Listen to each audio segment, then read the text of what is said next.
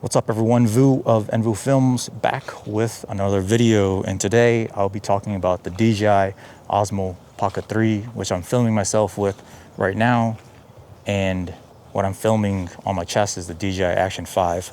Both cameras I bought with my own money. The DJI Action 5 obviously came out this year. I had the DJI OSMO Action 4. I bought the OSMO Pocket 3 last year. To be clear, DJI actually reached out to me and asked me if I wanted to do a review on the OSMO Pocket 3, and they would send me an OSMO Pocket 3 to review. The only thing is, I already have an OSMO Pocket 3, so now I'm doing a 1-year review on the OSMO Pocket 3, and of course, they're not going to send me a camera I already own, so we worked out, and they're going to send me a DJI Air 3S drone to review, also to do this video of the OSMO Pocket 3. Yeah, I guess you could say that I'm sponsored in a way. Is this sponsored? I don't know. But either way, if I didn't actually like the OSMO Pocket 3 and if I didn't actually recommend the OSMO Pocket 3, I would never agree with DJI in the first place to do the video. In this channel, I do not talk about anything that I don't like, I don't use, and that I don't recommend. So I've already recommended the OSMO Pocket 3 before in multiple other videos I've done on this camera, on this channel, and I still do. And the fact that I get to work with DJI on it is a perk. It's a great perk, and I'm not complaining. Obviously, it is very windy right now, and I'm capturing good audio because I got this DJI Mic 2 that came with my OSMO Pocket 3 kit, and it has this little furry dead Chinese food restaurant cat on it that is preventing the wind from messing up with my audio. But obviously, we all know the DJI OSMO Pocket 3 is a gimbal with a camera on it. It's a 20mm lens camera. The kit that I bought also came with a 16mm attachment, which I'm not using right now, which just makes the field of view wider. And it comes with a black mist filter, which I am using right now, magnetically attached to the lens. And I prefer that because it gives me a closer look to what I like to shoot with on my mirrorless Sony cameras. Nice little diffusion is what I like in my footage. And I'm glad that DJI included it. But you could also buy a bunch of other third-party brands like Freewell, etc., that makes lenses for this camera. I'm gonna just get out the way. What I don't like about the camera is the fact that it is stuck on this wide angle lens, and the only option I have is to get wider. So that is the one downside that I've been dealing with over the past year with this camera. But Ulanzi is actually releasing a 40mm teleconverter, or it's actually released already, you could buy it. And I have that one on order. So that's the one thing I've been hoping for with the OSMO Pocket 3 is someone to release some type of telephoto lens so that I can get a tighter shot with compression, make use of that f2 a little bit more, get more blurred background and separation to have like a better focal length for like pretty much filming everything else. Wide angle shots are wide angle shots, and most of the time I only use it for like certain types of shots in my films. I do a lot of weddings, I do corporate shoots, I do other documentaries on my own time, and a lot of times I'm at least at 35 to 50mm. So the fact that I could get a 40mm equivalent on a DJI OSMO Pocket 3, that's exciting. So once that comes in and I try it out and I think it's good, I'll definitely talk about it here on my YouTube channel. So please subscribe if you'd be interested in that. Things that I like about the OSMO Pocket 3 over the past year are the same things that I liked about it. And the reason why I bought it in the first place is its ability to do 4K, 24, 30, 60, 120, 10-bit with a D-Log profile. DJI is always doing big things, and they have that big old D that's the size of a log, because they're just hitting things out of the park, killing the action camera game. You got the DJI Action 5 here, fantastic, the best action camera in the market in my opinion. DJI didn't tell me to say that or anything, this is just my opinion, because GoPro is obviously tanking, and the other company, Insta360 or whatever, the only 360 thing about that is the 360 degrees of that circular entry to the trash can where it belongs. That's all I'm going to say about that. The other thing I like about the DJI Osmo Pocket 3 is the fact that it is easy to use. I mean, a lot of times you're on the go, you're running around, you don't have time to properly set up, get a shot, you know, especially if you're using mirrorless and all that stuff. Turn this one on really quick, you flip the screen, turns on, you start recording. You know, you don't have to worry about anything. When you're vlogging like this, it's gonna track your face no matter where you go. So let's say you're trying to like talk about, let's say, oh yeah, it's a nice white house, and you start now looking at the camera, you know that it's still going to be pointing at you. Whereas if you're using a standard like mirrorless camera vlogging, you know, you might start doing this, and then next thing you know, like your arm is all tilted, the freaking axis is all off, and it's like pointing at some random dude in the back. That is not what you want in your cinematic D-bag vlogs, or when you're walking around in your backyard like a YouTube douchebag trash like I am right now. So over the past year, what have I been doing with my Osmo Pocket 3? Well, I've used it as a BTS camera. I mean, that's the bare minimum thing you could do with Osmo Pocket 3, is a BTS behind the scenes camera for whatever it is you're doing. If it's your business, it doesn't have to even be like social media business. It doesn't even have to be like videography business, right? It could be, I don't know, you're a Vietnamese person, obviously you probably own a nail salon or a pho restaurant. You could put this camera down and just, you know, it will record you while you're doing people's nails, and you know your face will always be in focus while you're doing those manicures. Same thing with the pho restaurant. If you're a waiter at the pho restaurant, you could put this thing one down on the counter and it'll track you wherever you're walking, whenever you're giving that #1 large to the customer. It will show how good you are as a faux restaurant waiter. And if you're a videographer like myself, I go put this down, I go film stuff, and I know this camera is gonna follow me around, show what I'm doing, show all my tips and tricks. Then I could put that on YouTube so a bunch of D-bags could tell me I don't know what I'm doing. BTS camera is bare minimum of what this camera can do. Obviously, it could vlog like this. Another way I've been using this camera as a camera that I use to film my family with. I went to Jamaica over the summer for my son's birthday, and obviously I want to film the whole time, but this is going to be wet. I'm be in the pool, I'm going to be at the beach. So a lot of you are like, oh, you must use your DJI Action 5. I did, but I did also want more depth of field. I want the shallow depth of field look. I wanted to be able to have a more intentional shot instead of just like wide angle, super wide angle, everything is in focus, no autofocus tracking of my face. As you can see, like the depth of field increases and all that stuff. This thing has autofocus and stuff.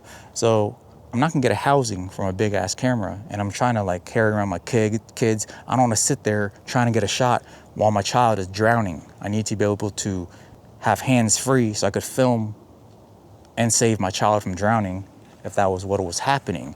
I'm not gonna use my phone because even though these phones are freaking IP rated for waterproof and everything, it's not like chlorine proof.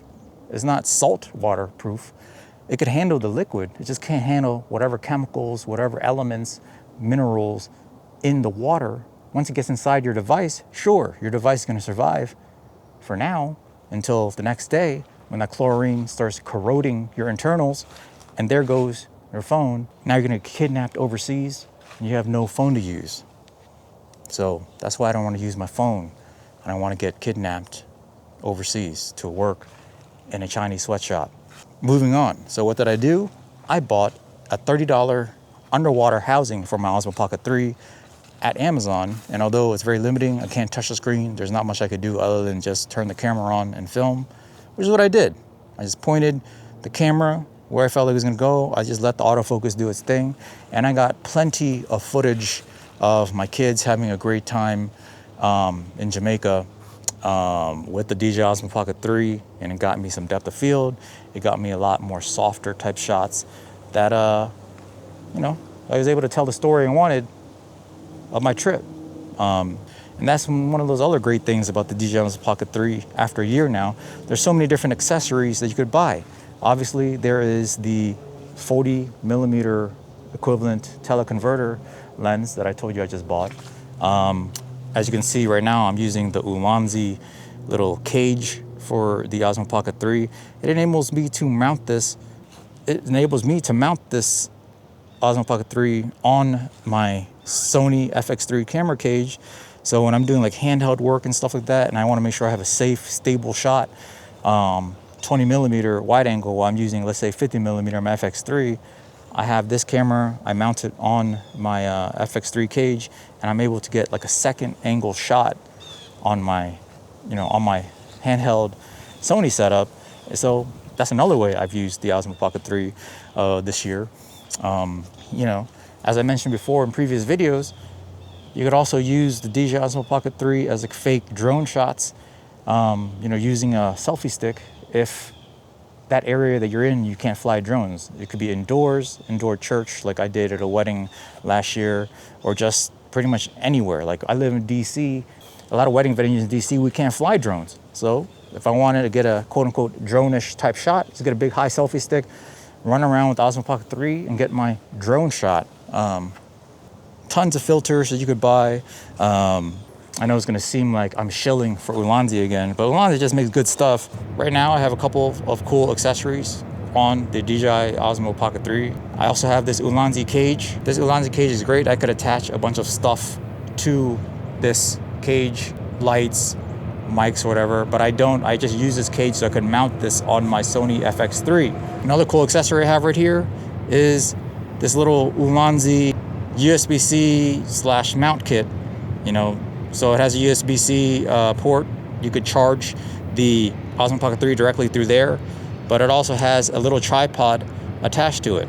Little tripod legs attached to it, and you just set it down on any flat surface and you're good to go. Such as this bag as well that I got.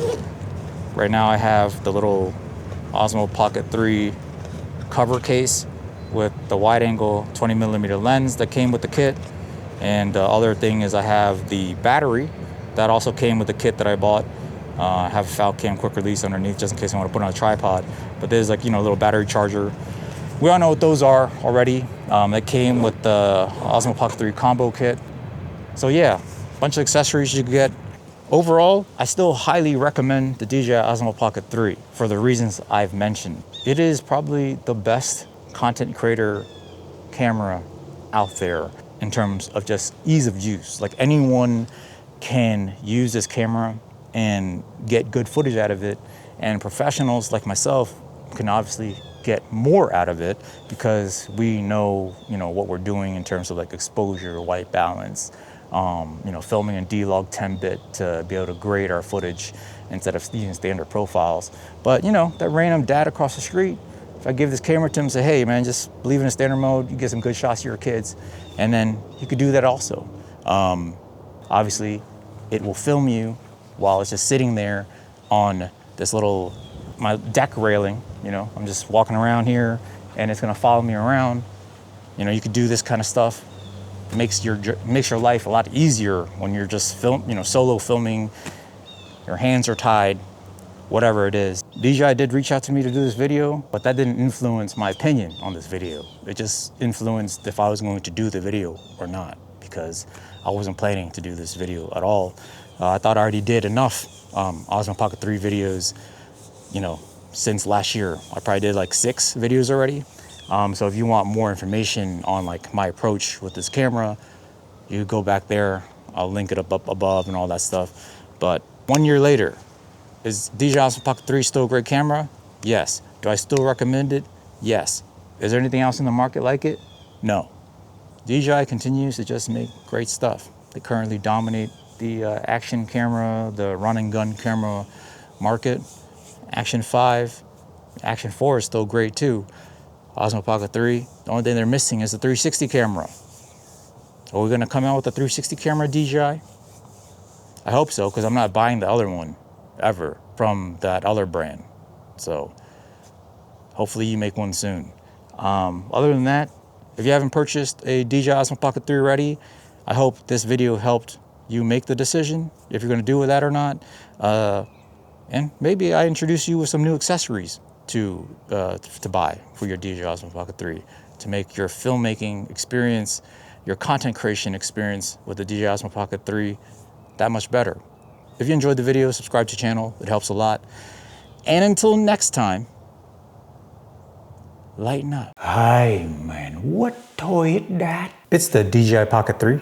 Oh my god, that toy camera, it's rat. It takes so long to set up. Actually, it boots up pretty quick. Starts right up. That screen, it's small, like the thing in your pan. You can't see it. Actually, this 2-inch screen is pretty clear, but if you need to, you can monitor the footage on your phone. The small sensor image quality, it's rat. It's actually a 1-inch sensor, 4K 60, 4K 120, 10-bit with D-Log. It takes too long to put away. Actually, it turns off really quick and the gimbal locks right up. The battery, it don't last a long time like me in the bedroom. The battery on this little device is actually quite decent, but you could even extend the battery with this extension. It don't have hidden color shine. And the gimbal, it play out. I but much better. Most cameras have decent IBIS these days, but nothing matches an actual gimbal. Let me show you. Hey man, this the cinematic Canon vlog. The Canon color shine is the best. Bro, why does the corners look like jello? It filmed organic shape.